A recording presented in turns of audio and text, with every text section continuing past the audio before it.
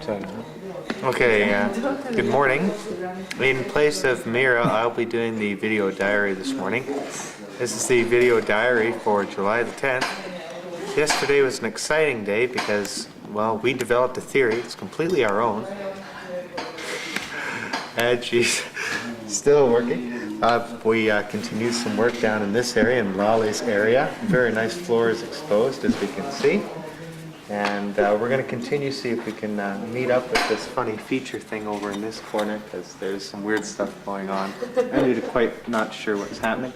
We also took down our curved feature over here, feature 759. 759, thank you, Lale. It came down in some good categories. Displaying some beautiful burned remains over there. Jim took some more midden out, so we can see.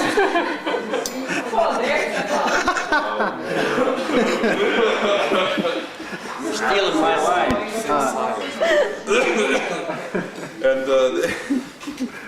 And we also we removed some other packing from feature 606, so now we're going to try to level it all out with all the rest. The most important section, of course, was this lip over here. We took down 3 or 4 layers of the lip to reveal a beautiful plaster edge, excavated with exceptional care and professionalism.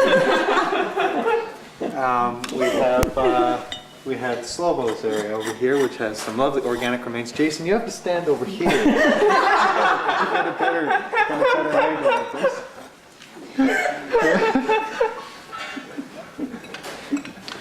And let's see what else. Nothing happened over in spaces 88, 89, and 41. And Paige cleaned the oven area, as you can see down here on the floor. There's now no more oven. There's a beautiful kitchen floor. And yes, we'll hand it over to Ruth for the north end. Ruth, would you like to explain what you did yesterday? Oh, I'm sure you can do it much better. Oh, well, they scraped it down and found a nice floor. So make sure you get a close-up on that floor. And that concludes the video diary. We got Adriana. Oh, Adriana, that's right. I'm sorry, I forgot Adriana. Adriana did a fantastic job with the EDM. How about midden? The midden? Oh, we already commented on that. That was number 2. Oh, you have commented on it. Okay, signing off for the day. Bye. Thank you, Jason. Okay, now you can turn on the camera, Jason.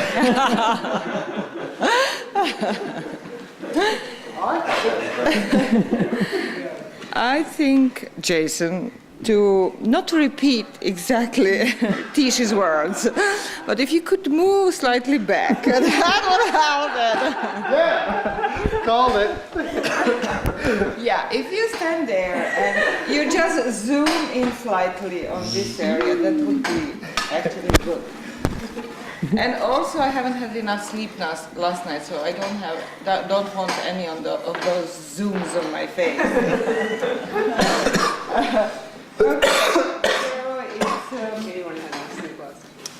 Anyway, yeah, I think Slobo might have slightly enough. It's what is it? It's July 10, 2001, and this is what happened on that important day.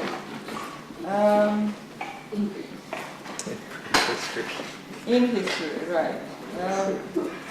We do know now that we do strongly believe now, which I should say, that this pear-shaped oven was facing north, and you can see that there is a very dark burnt floor on it in the front area of the oven, and there is this area where the bin is, which was sealed. I strongly believe was used at the same time as the oven, and then most likely the ashes that were taken out of the oven were deposited in the bin, and then at the end it was sealed with this clay. Now we started also removing, we have removed here a cluster of pottery that was all on the floor. It's not clear why the pottery was on the floor, because the floor, if it was reinforcement. The question is why, because the floor is in good shape here. It's not even, doesn't have any depressions in it.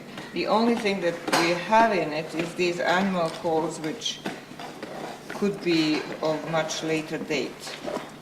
Had they been the prehistoric animal coals, then this pottery on top of that would make some sense. Then we started removing the floor number 7, which is here in the southwest part of former 158.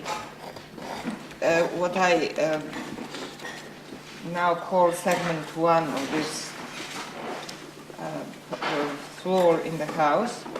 And it was a thin floor, white plaster on top, and had a packing that was a typical beige, clean clay, sticky clay packing that's typical for platforms, and it was even packing, about 1 centimeter thick. So that was a floor that was in a good shape and packing in a good shape on top of this one that we are exposing right now. However, when in this area, which is its southern edge, where it meets with the platform 169, suddenly we have this ridge, and then we had over here, going south on top of this platform, a very massive packing that we have already talked about. But I would just like to make a couple more notes about that, because if we didn't have a massive packing in that area, previously described area, and then suddenly it appears on top of this platform, the question is why. And it obviously is not because this floor on which I'm standing was terribly damaged, on the contrary, and because they needed to put a massive packing on it in order to level it. But it was for some other reasons. And the packing and the ridge goes right in the line with the platform edge, which makes it then, I still think you should go back and just zoom on, because we don't need the details, we need a general picture. The angle isn't as good. The angle, well, right there, you're at a perfect place for that. And then, no, seriously, because when you zoom in, it all needs to be seen in a large context, otherwise it doesn't make sense. So this ridge is in line with that, and obviously the idea was that the area where the platform is should be raised, should have this massive packing, and everything else north from there shouldn't. So I can think about 2 reasons for that. One reason is that the platform at that point was already sloping the way it is now, and the way to level it and make it even and horizontal was to put this thick layer of packing here and then thin it down going towards the south wall. Another reason could be that it was important that the platform gets higher than the rest of the walls around it, and in order to gain that height, you put thick packing. And then we can see the same situation going on below this floor. Luckily we have the cross-section in this feature to which we referred so many times before, our feature 614, where it shows that the packing below this floor is also very massive. So we have these 2 massive packings at one point, and then thin and nice packings and floors below that and above it. Then if you please just move a little bit forward.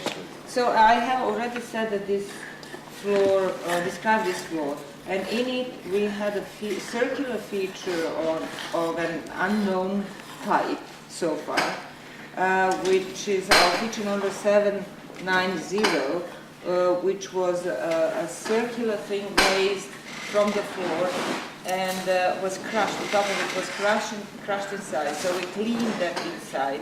We cleaned the crushed pieces of the feature itself. They didn't tell us very much. They're made of the same type of material, which is packing clay and then little floor-like clay on top.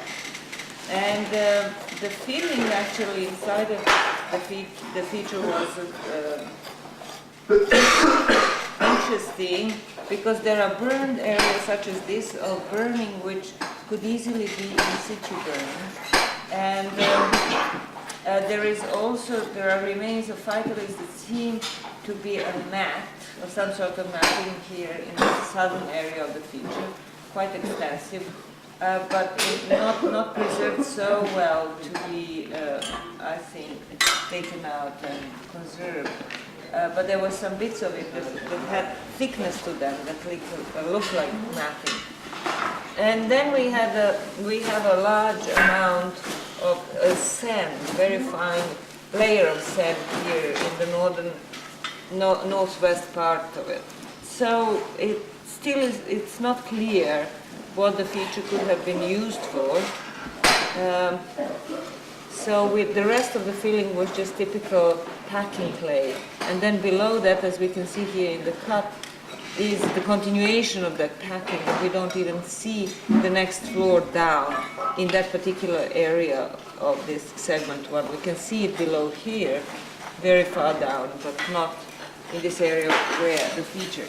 And then we started removing, well, we have removed feature 759, and below it, now you'll have to move with me. Below that, can you just move to the other side, sorry. So this is where the feature was sitting. It was sitting on the floor, really entirely on this floor, and when here in this area we do not have the floor preserved. So it was sitting on that narrow piece of whatever it is, some sort of packing under, and was crushing the edge of this plaster, which is so-called floor 6 and wall plaster number 6 of part 162. So it was crushing that, but below we can see also the massive pieces of burned oven floor, and stuck here as though it was some sort of base for this feature. Then we can see the flat surface of probably the ending of this wall or bench, 772 feature. And these pieces could be connecting with the rest of this baked, redeposited oven packing that we have seen on the other end of this floor, in this area of the building, and over here too.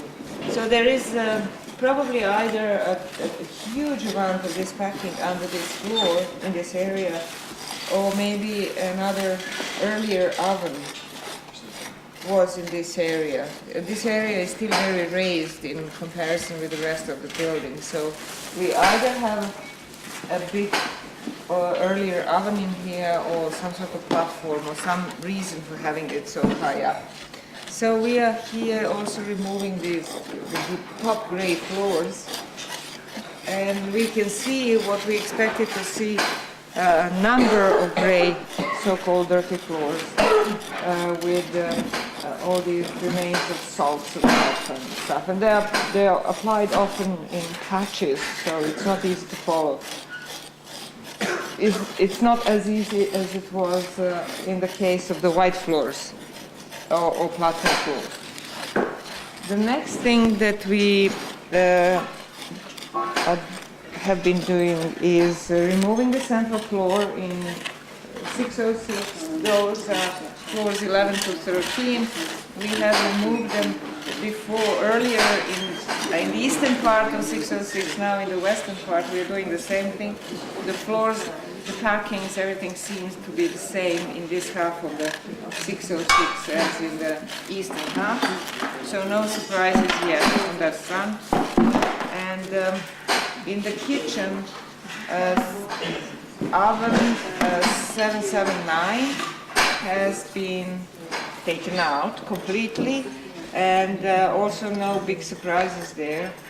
It was as extensive as we could see it before we started digging it, and it was mostly the short rims, especially on the western side. On the eastern side, it's questionable whether that was a rim that belonged to it, and spilled out packing from the inside.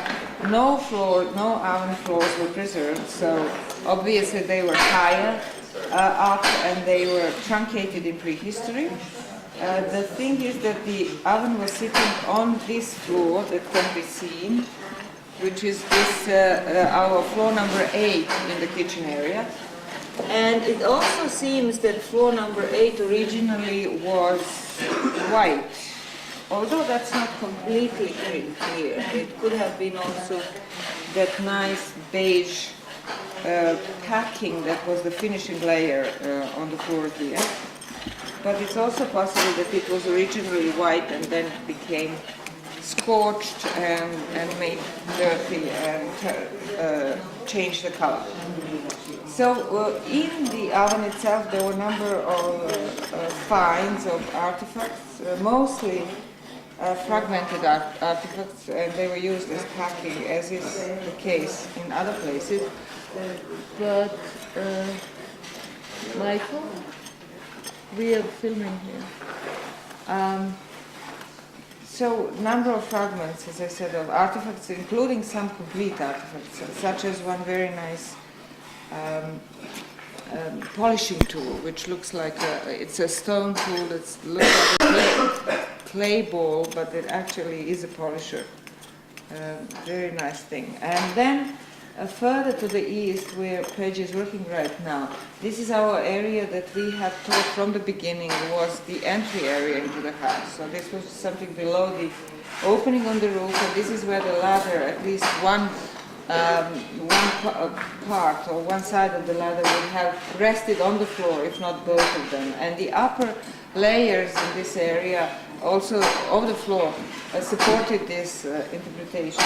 Now that we are trying to go deeper in that area, what we are seeing is that there are remains of very hard, very tough type of materials, clay, that were patchy and so forth, which also contributes to that idea that this is the entry area. But what's interesting in it, there was a nice piece of obsidian tool, or something that could even be, that looks like a mini mirror of obsidian. So Jim, what do you think about that obsidian thing? Have you seen it? I saw it. It needs to be cleaned. The size is too small. It's too small. I think it's a cool. We'll have to look at the back of it and look at the face. Yeah, on the back it looks like a core fragment, like a core, but on that flat surface is very, very nice and flat. But yeah, I would. That's the way it's fractures really properly. So I would, rather go with that idea that it's because it's so small, and you can see that it was worked as a core, I think, on the back. I do. What is it? And okay, so that was found in that little area, and it was just in the clay. We don't know actually whether that's a packing clay or what that was. Most likely it was packing.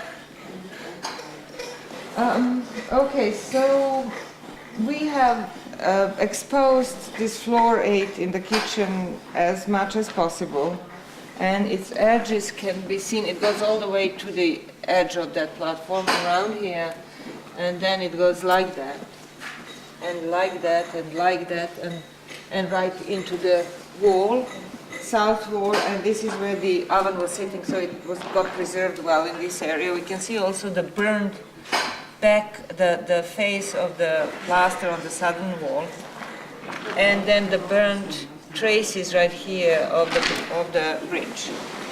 So this is our best floor so far in the kitchen, and we see that the rest of the floor that has been exposed in the eastern part is a different type of floor, and also it's deeper down, and it's a very sort of concrete-like color floor. It's very dry and cracked a lot, and doesn't have this nice polished surface. It's possible it might have had it once, but now it doesn't.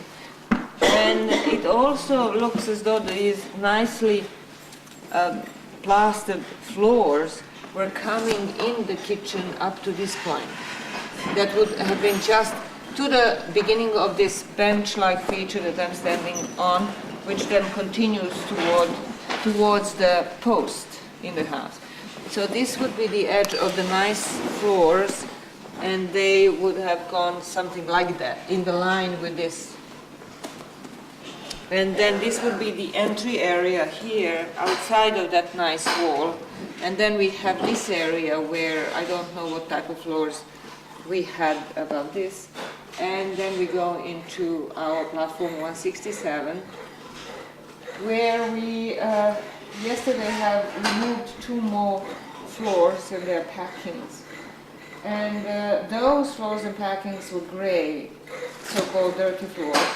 And now we are again on the white, so we have alternating white and gray. And that's about all in this area. Now I'm going to hand you over to, as Tish has already said, to Ruth and the northeast part of the house. So we just started taking floor 8 off here to bring us into sync with the other 2 platforms, 170 and 162. We're on the floor here, revealing floor 9 of feature 173, and we took off the floor before yesterday. You saw that yesterday, and then we had this huge amount of red burned bricky stuff packing all across here in the southern half, and then that's contrasting. We'll take this off this funny concretey, well, not concretey, but rubbly area packing in the northern half. We'll take that off separately. Nothing else. With the floor is it's hard to find. There's actually several tiny floors separated by a very, very thin application layer. So we're probably actually taking off 2 floors at once, but it's hopefully not too important. And the only weird thing is this kind of brick material packing here in the middle, which looks almost like a platform edge, but I'm sure it's not. I'm sure it's just a brick. But anyway, we're taking note of it here because it's in line with this weird thing too, where the whole floor dips down very steeply. We didn't find any such surface over here, so I'm not sure how it all fits, especially since the floor of this floor that we're coming down on up here is actually still much higher. So actually what's been put in extra here is some middly material much earlier on. So that's it.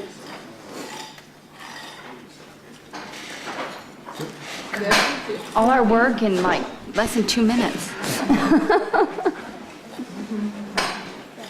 Tish, anything more to add? No, we should be all right. I think Mira covered it all quite well. Except she did miss the amazing and professionally excavated left corner, which I might add is the key to holding all the beautiful installations in sync with feature 606. That's right. So how many layers of the packing on the lip have you removed already? I can't remember. No, but here with this Oh, floor. here. Oh, this floor. There's only been 1 packing layer. Come on, you have had 2 packings. You had a thin one. Well, that was before, though. No, you have removed since yesterday 2 of them here. You forgot about it. You had 2. So the idea was that with each of these floors on top, there are 2 packings on the lip. So one packing goes up to here, and then another up to here, and then that continues into the floor. Remember, we looked at it here in the end. Well, There you go. Okay. Thanks, Jason. She'll have her attorney.